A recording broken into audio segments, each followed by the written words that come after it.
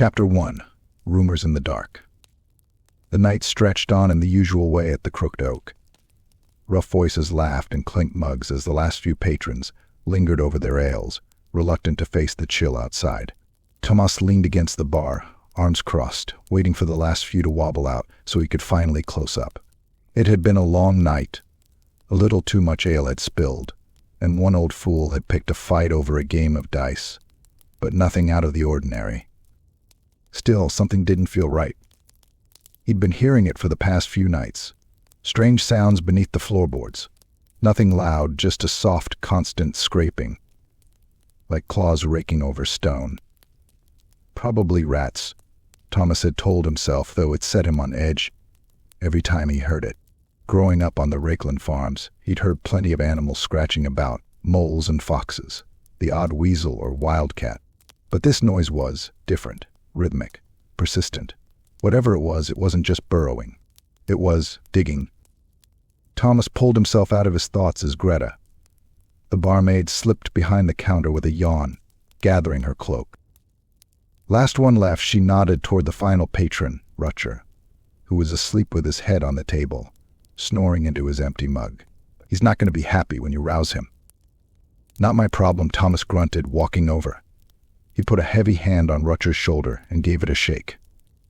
Time to go home, old man, he muttered, and Rieker stirred with a groggy glare. Always such a gentle touch, Greta muttered with a smirk. Once he'd managed to guide Rieker to the door, Tomas latched it behind him, listening to the old man's unsteady footsteps fade into the night. The fire crackled in the quiet that followed, throwing shadows that flickered along the beams. That's when he heard it again, the scratching. It was clearer now, like something was scraping at the very stones beneath the floor. He walked slowly to the middle of the tavern, crouching down to press his ear against the wood. The sound was faint but constant, something chittering beneath him. His mind flashed to those clawed marks he'd found outside, near a half-sunken hole that had appeared by the oak tree out back. He'd thought it was some badger or other creature digging after something. But that noise. Tomas? He turned to see Greta still by the bar, her eyes on him with an uncertain look. She'd stayed behind, and it was unlike her to linger. "Thought you were off home?" he said. She nodded, then hesitated, pulling her cloak tighter. "You ever notice strange things around here? Lately?" Tomas raised an eyebrow, unsure where this was going. "Strange how?" "I mean sounds at night. You know, scratching and things disappearing. Folks say old Frederick's lad went missing on his way back from here last week. And then there was that peddler who vanished too. I didn't think much of it, but I started to wonder if maybe they, wandered too close to the forests or..." He crossed his arms, watching her closely. He'd heard the talk, too, whispers from townsfolk about people disappearing. He'd thought it was nonsense at first, the kind of gossip that spread in small towns with little else to do. But something in her voice struck him as different as in. "I've heard the stories," he said, his voice low. "But that's all they are, aren't they?" Greta looked down, twisting her hands. "Maybe. But I don't know. I just feel watched somehow. It's foolish, I know." He didn't know how to answer that, so he just nodded, keeping his face calm. Inside, though, a chill had settled over him, one that didn't come from the October wind rattling against the shutters. He could feel something watching too, something beneath his feet. After Greta finally left, Tomas circled the tavern, checking the locks twice before banking the fire and dimming the lanterns. The sounds had stopped now, leaving a heavy silence that pressed against his ears. He moved toward the back door, where that hole by the old oak lay just beyond. In the moonlight, he could see it clearly, a dark gap in the ground, almost too round, almost too intentional. He stepped out into the night, moving closer, his boots sinking into the damp grass. The hole was deep, deeper than any he'd seen from an animal, and as he looked closer, he spotted something glinting on the edge. Reaching down, he picked it up, a metal shard jagged and coated with dirt. He held it up to the moonlight, turning it over. A blade? A claw? He wasn't sure. The wind picked up, making the oak branches creak above him. He turned back toward the tavern, his eyes narrowing as he stared at the solid old building. Something was coming up from below, and the townsfolk could think him mad all they wanted. But he knew one thing for certain. It wouldn't be long before whatever was below would find its way up. Chapter 2. Beneath the Tavern. The sounds were back, louder this time.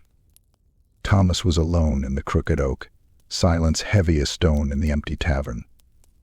Even the fire seemed reluctant to crackle, its faint embers casting an orange glow that barely touched the shadows pressing around him. He'd cleared out the last of the patrons hours ago, muttering goodnight as he watched them stumble off into the fog-soaked night. But that scratching, that chittering, it was still there, growing bolder as the tavern sat empty. He couldn't ignore it any longer.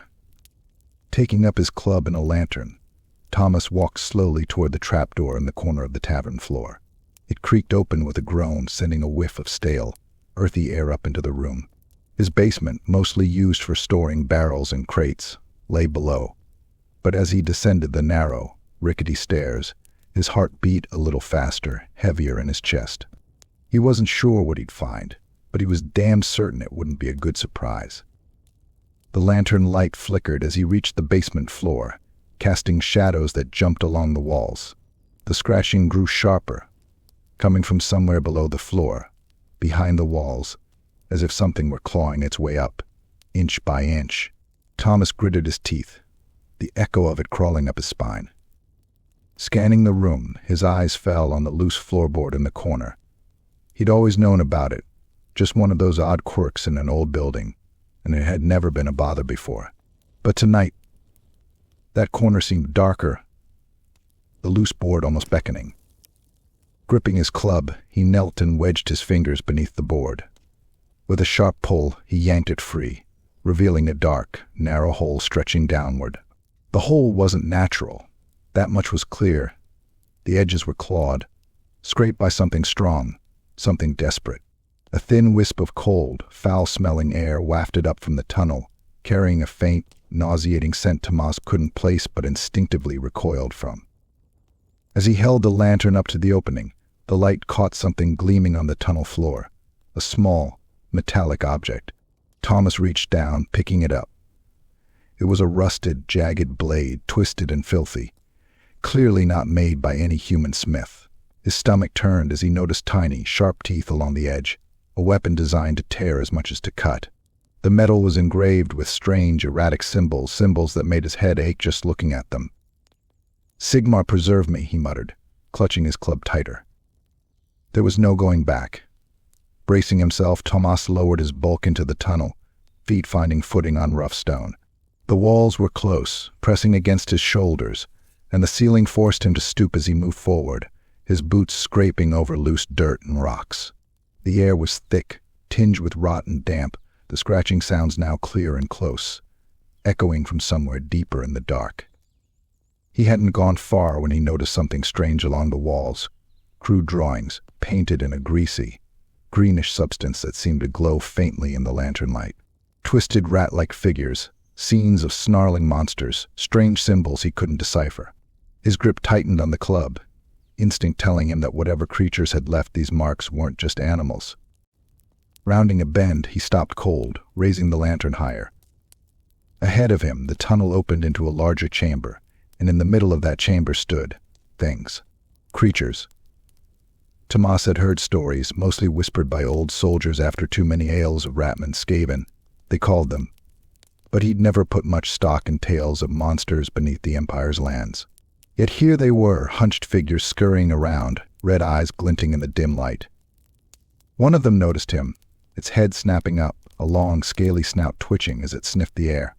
It let out a shrill, hissing squeal, baring sharp, yellowed teeth.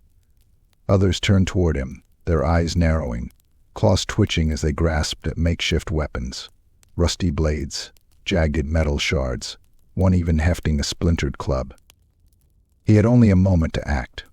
Raising his club, Tomas took a step forward, yelling as loud as his lungs would allow, hoping the sudden noise would spook them. "Come on, then," he roared. "Come at me, you filthy vermin." But these things weren't simple rats, and they didn't scatter as he'd hoped. Instead, a few of them hissed, and one barked something in a harsh, guttural tongue. They began to advance, claws and weapons raised, their movements quick and jerky. Tomas swung as the first Skaven lunged at him, bringing his club down with all the force he could muster. He felt the crunch as it connected with the creature's skull, sending it sprawling. But before he could recover, another was on him, swiping at his arm with a rusted blade that tore through his sleeve, scraping his forearm. Pain flared sharp and hot, but he kept moving, swinging again and again, each strike fueled by the icy grip of fear clawing at his chest. It was a frantic, brutal scramble in the dark, each breath harsh and ragged. He managed to knock down 2 more of the creatures before the others hesitated, their red eyes flickering with doubt. They began to edge back, hissing and chittering, until with a final shriek, they vanished into side tunnels, their scuttling footsteps echoing away into the depths. He stood there, panting, blood trickling from his arm, the weight of what he'd just encountered settling heavily on his shoulders. The rumors, the scratching, the disappearances, it was all real. And now he knew why the stories of Skaven were kept to hushed whispers. They were more terrifying than any tale. Staggering back toward the surface, Tomas knew he couldn't keep this to himself. He had to warn the townsfolk. He didn't know how many ratmen lurked below, or what they wanted, but one thing was certain. They were too close. Far too close. He climbed back into the tavern, bolting the trap door behind him and wiping the blood from his arm, his mind racing. He was just a simple bouncer, not some hero or warrior. But if nobody took action, these creatures would rise up, spilling out of the earth, threatening the town, maybe even all of Rakeland. And like it or not, Tomas knew he'd be the one standing in their way. Chapter 3. The Gathering 3. The morning sun broke over the crooked oak tree outside the tavern, casting long shadows over the muddy yard. Tomas barely noticed it. His hands were still trembling from the events of the night, and the ache in his arm reminded him of the rusty blade that Skaven rat had scraped across his forearm. It wasn't a deep wound, thankfully, but it burned and throbbed as if the weapon had been dipped in some vile, festering muck. After a quick bandage, he'd hurried into town, heart pounding with each step. They needed to know what was lurking below their feet. Surely, once he told the town reeve and the others, they'd take action. The place would be swarming with guards and huntsmen, ready to seal up the tunnels and drive those Skaven out. They couldn't ignore this. He spotted the reeve's office ahead, a small stone building with a thatched roof, half hidden among the other squat, crooked structures of Ubersreich's countryside. The door creaked as he pushed inside, and there, behind a cluttered desk, sat Reeve Kessler, a thin, wiry man with a permanent look of disdain and an ever-wrinkled nose, as if the world itself offended him. The Reeve glanced up, raising an eyebrow. "Tomas, you look like hell. Too much ale last night?" "Nothing like that," Tomas snapped, fighting to keep the edge out of his voice. "There's something down in the tunnels under the crooked oak." Kessler leaned back, folding his arms and giving Tomas a bemused look. "Tunnels? What do you want about?" Skaven," Tomas said, the word tasting bitter as he forced it out.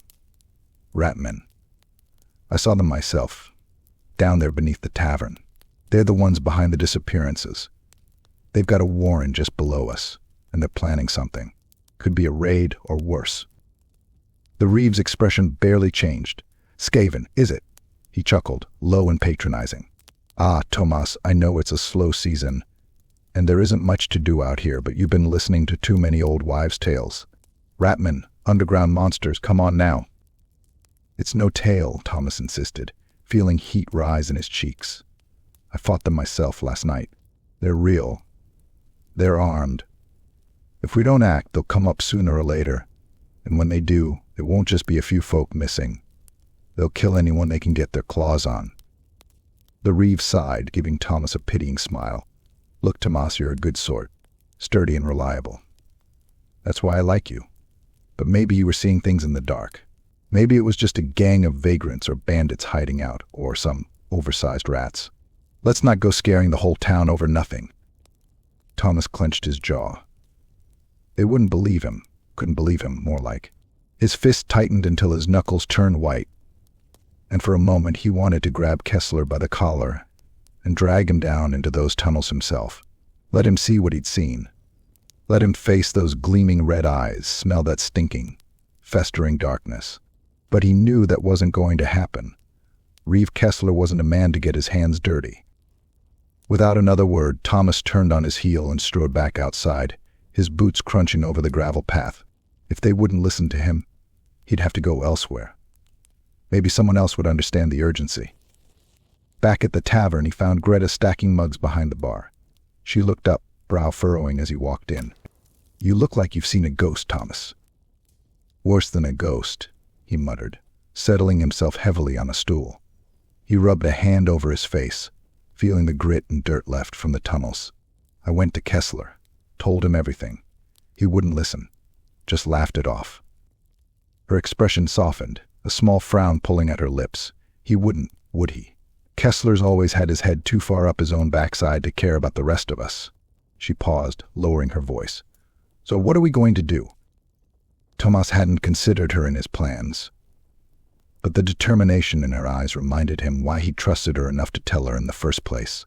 "I was thinking of going back down there, gathering proof. If I can bring something up, maybe then they'll have to listen." Greta's face turned pale, but she nodded. "You can't go alone. I'll come with you." "Greta, you don't." "I can handle myself just fine, Tomas," she interrupted. "Besides, if these creatures are as dangerous as you say, you'll need someone at your back." He couldn't argue with that. "All right then," he said with a small nod. "But we'll need more than just the two of us. I know an old hunter, Rieker. Been around these parts since before most of us were born. I'll bring him in. He's the kind to believe me, or at least he'll want to see for himself." It didn't take long to find Rieker, slouched at his usual place in the corner of the tavern. After a strong drink and Tomas's recounting of the night's events, the old hunter's eyes grew sharper, and a grim look settled over his weathered face.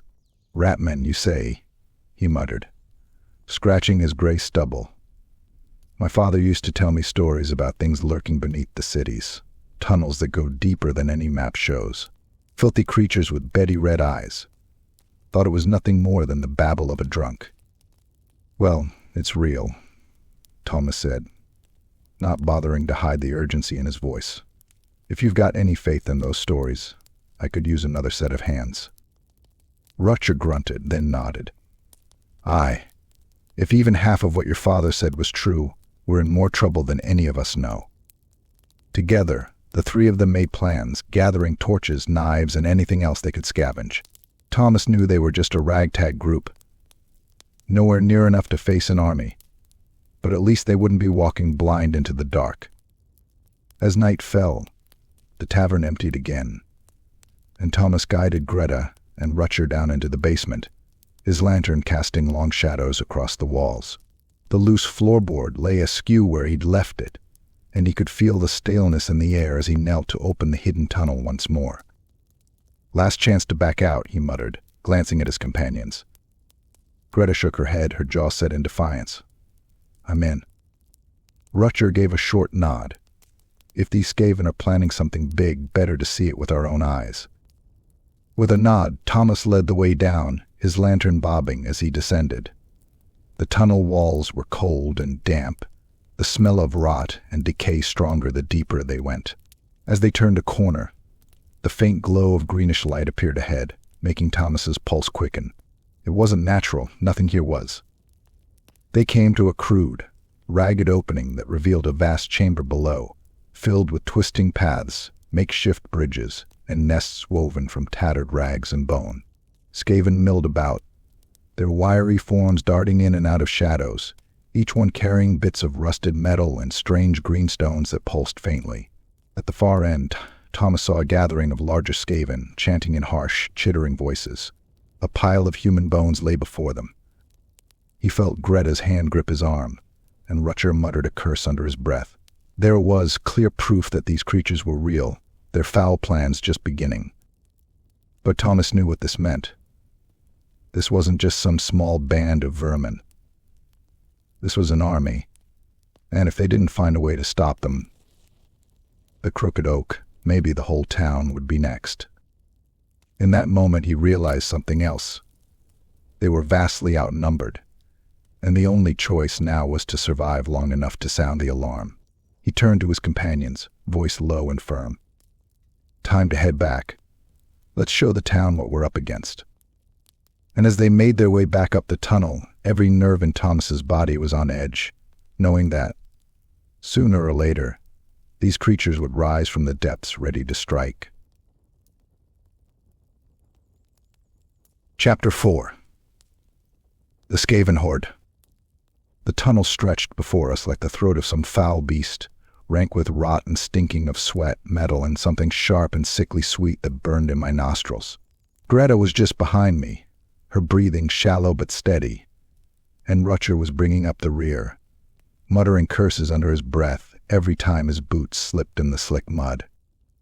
Ahead, the tunnel opened wider, and that faint green glow grew stronger, throwing eerie shadows that danced and twisted.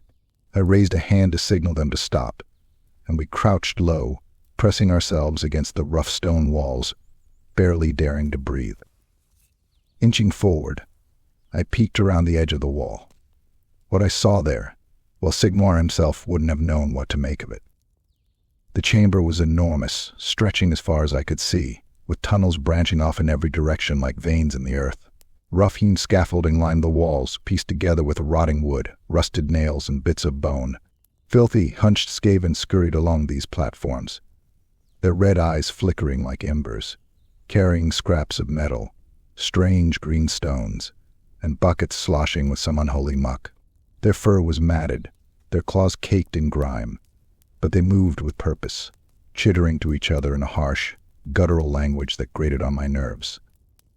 In the center of the room stood an altar, if you could call it that, piled high with bones and strange trinkets.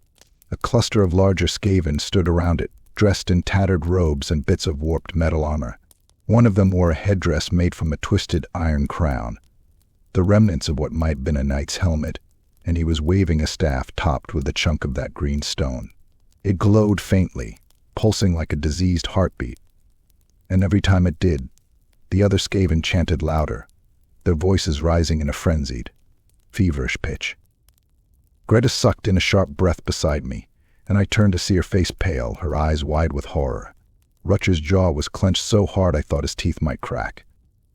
"Sigmar's mercy," he muttered, voice barely above a whisper. "There's hundreds of them." "Aye," I replied, my throat dry, "more than I ever imagined, and they're preparing for something big." One of the Skaven barked a command, and the crowd of ratmen went silent, turning to face the altar. The leader raised his staff high, chanting in a language that seemed to twist and writhe in the air. Then he jabbed the staff downward, into a crack in the earth, and the green stone flared so brightly I had to shield my eyes. When I looked back, the ground was shifting, heaving as though something massive was trying to claw its way up from beneath. Greta grabbed my arm, her fingers digging in hard. "Tomas, we need to go. We've seen enough." She was right. But as I looked over that throng of ratmen, that churning, feverish gathering of vermin and filth, my heart sank. They weren't just preparing to raid the town, they were preparing to consume it. There were too many of them, armed and organized, and they had the power of that vile stone at their command. Just as I was about to signal for us to pull back, a small rock dislodged from the wall, clattering to the floor. The noise was barely louder than a whisper, but in that dead, tense silence, it might as well have been a shout. Every Skaven head snapped in our direction, red eyes blazing as they locked onto us. The Skaven leader let out a piercing screech, pointing his staff straight at us, and in an instant, the chamber erupted into chaos. "Run!" I barked, grabbing Greta's arm and shoving her back down the tunnel as the Skaven surged forward, claws scraping, weapons raised.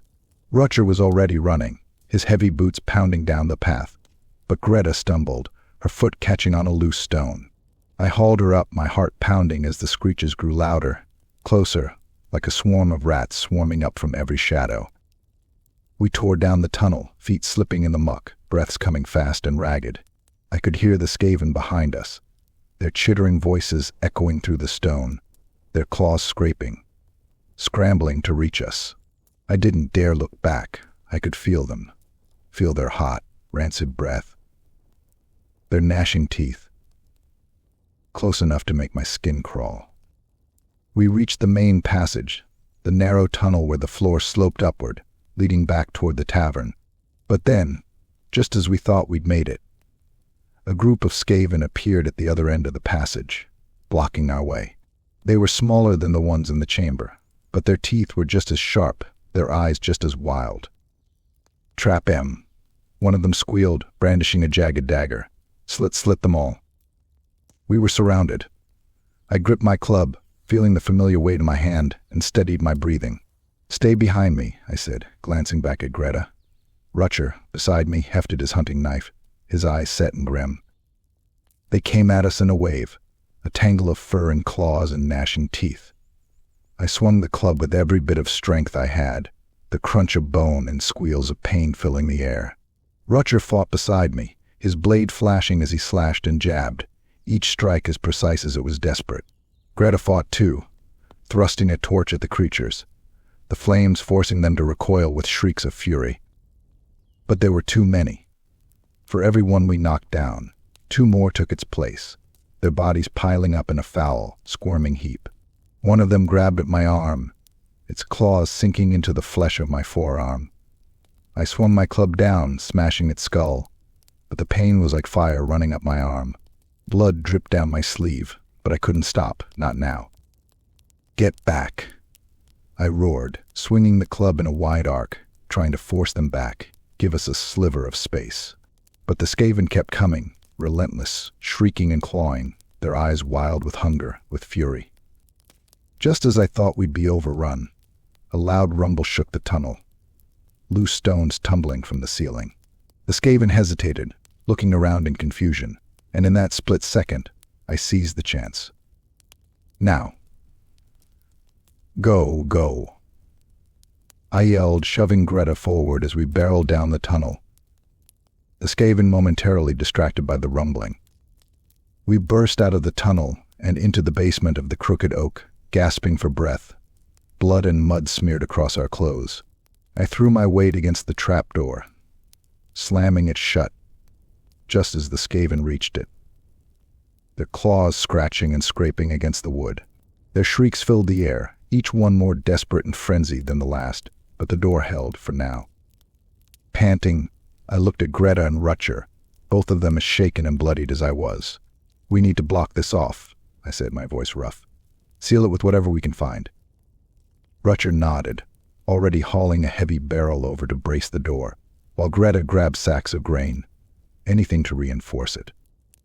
As we worked, I felt the weight of what we'd seen sink in, cold and heavy in my gut. This wasn't just a threat to the tavern, it was a threat to every soul in the town, maybe even beyond. They were down there, waiting, planning, and if we didn't stop them, it was only a matter of time before they burst forth, dragging their sickness and fury with them. When the last barrel was in place, I sank to the floor, exhausted, my mind racing with what lay ahead. Tomorrow I'd have to rally the town, make them see, make them believe, because if they didn't, if they kept ignoring the signs, laughing off the danger, those Skaven would come for us all, and next time there might not be any warning. Chapter 5. Defending the Crooked Oak. The sun hadn't even begun to set, but it might as well have. The sky was thick with storm clouds, casting the Crooked Oak in a murky gray light that seemed to suck all warmth from the air. I stood by the tavern's entrance, fingers tapping the rough wood of my club, nerves buzzing like a live wire. Around me, a small group of townsfolk huddled, clutching makeshift weapons, pitchforks, hatchets, old hunting knives, anything they could scrounge up on such short notice. Greta and Rutcher stood beside me, faces set, their eyes darting to every shadow, every crack in the ground, as if expecting something to burst from below at any moment. After the fight last night, we'd barely had time to catch our breath. But the townsfolk had finally seen reason. Once they saw our wounds, once they heard Greta's account, they could no longer brush off the threat. And so, here we were, standing shoulder to shoulder in front of the tavern like a desperate last line, against a tide we could barely comprehend. We fortified the trapdoor. I told the crowd, my voice steady despite the tight knot in my stomach. But it won't hold forever. They've got more of those cursed tunnels, sinkholes all around the tavern. They could come up from anywhere, so keep your eyes sharp and don't let them overwhelm you. An old farmer, Wilmar, shifted uneasily, his grip tightening on a pitchfork with a shaky hand. You really think they'll come up here, Tomas? I nodded grimly. They're coming. It's not a question of if, only when. And when they do, we have to be ready. If we don't hold them here, they'll spread into the town, take everything. This is our last stand. A silence fell over the crowd, broken only by the distant rumble of thunder. I could feel the weight of their fear, their uncertainty, pressing down on us. None of them were fighters. They were farmers, traders, shepherds. They weren't trained to face a horde of ratmen from the depths, but they were all we had, and right now they'd have to do. Suddenly a low, rumbling noise echoed from beneath the tavern floor, followed by a scraping, skittering sound that sent a chill up my spine. I took a deep breath, gripped my club tighter, and turned to face the trapdoor at the back of the tavern. The scratching grew louder, more frantic, and I knew it was time. Positions. I barked, motioning to the others. Greta and Rieker took up places on either side of the trapdoor, weapons at the ready, while the rest spread out in a rough line, eyes wide and fixed on the door. The first crack appeared near the door's edge, wood splintering as claws ripped through, and then, with a final, violent shove, the door burst open. The Skaven flooded out in a wave, teeth bared, red eyes blazing with that terrible, unholy light. There was no hesitation, no mercy in their movements. They leapt at us, claws outstretched, snarling like rabid beasts. I swung my club, catching the first one square in the jaw. Bone shattered, and it went down, but another took its place, snapping at my leg. I kicked it back and brought the club down again, gritting my teeth against the strain, feeling the burn in my muscles. All around me, the townsfolk were fighting, their shouts and cries mixing with the screeches of the Skaven. Greta wielded her torch, thrusting it into the face of a Skaven who shrieked and recoiled. Its fur singed, the smell of burning hair filling the air. But for every Skaven we struck down, two more surged forward, and soon the tavern was a maelstrom of claws and steel, shadows and flames. Wilmar was fending off a Skaven with his pitchfork, his face twisted in terror, while Rieker slashed his hunting knife through the neck of another, sending it stumbling back in a spray of dark blood. Then a roar cut through the chaos, deeper and more menacing than the rest. I looked up to see a massive Skaven lumbering forward, its armor pieced together from scraps of iron and leather, and in its hand, a weapon that glowed faintly with that cursed green light, warpstone. It wasn't just a blade, it was a cleaver, massive and brutal, etched with crude runes that seemed to pulse with each breath it took. "Hold steady," I shouted, but my own voice sounded small, drowned out by the horde, by the weight of that monstrous creature's presence. It swung the cleaver in a wide arc, and I barely managed to dodge as it sliced through the air, splitting a barrel in two as if it were nothing. The Skaven chittered and screeched, rallying around the massive leader, their eyes wild with fervor. I knew what they were seeing. They saw their victory, their dominance, the taste of our blood in their claws. But I wasn't about to let them take the crooked oak, not today. "Greta, Rieker, with me," I roared, charging forward. Together, the three of us rushed the beast, swinging, stabbing, anything to get through its defenses. I brought my club down hard on its arm, feeling the jarring impact as it hit the armored plates. But the beast barely flinched. It swung its cleaver down at me, and I rolled to the side, feeling the blade slice through my sleeve, close enough to graze my skin. Greta jabbed her torch at its face, and it reared back with a snarl. But Rieker was already there, plunging his knife into its side. The creature let out a pained shriek, twisting to swat him away, but he held fast, wrenching the blade deeper, his face twisted in determination. "Now," I shouted, and as the beast stumbled, I lunged forward, bringing my club down with every ounce of strength I had. The club cracked against its skull, and with a sickening crunch, the creature staggered, its red eyes going dull as it collapsed to the ground, twitching once before lying still. But the Skaven didn't stop. If anything, the sight of their fallen leader only drove them to madness.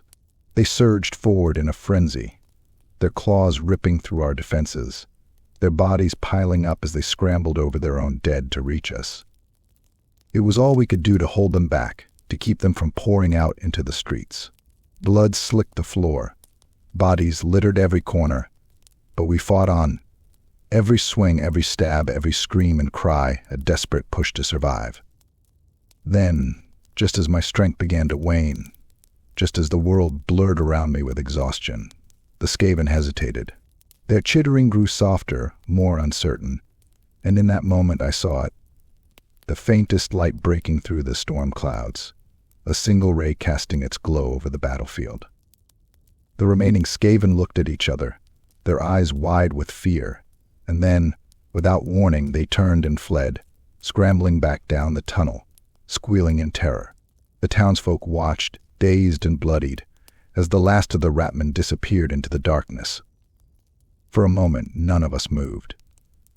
The tavern was silent, save for the soft crackling of a dying fire, the faint drip of blood on the floor. Then, slowly, I let my club fall to my side, my shoulders slumping with the weight of it all. "We did it," Greta whispered, her voice raw, barely more than a breath. "Aye," I replied, though my voice sounded hollow. "We'd survived. We'd defended the Crooked Oak, our home, from the horrors below. But I knew, deep down, that this was only the beginning. The Skaven would be back, and next time, they wouldn't come in dribs and drabs. They'd come in force, and we'd be right here, waiting, ready to fight again. Because that's what it meant to live out here, to protect what was ours, to stand in the dark and hold the line, no matter the cost."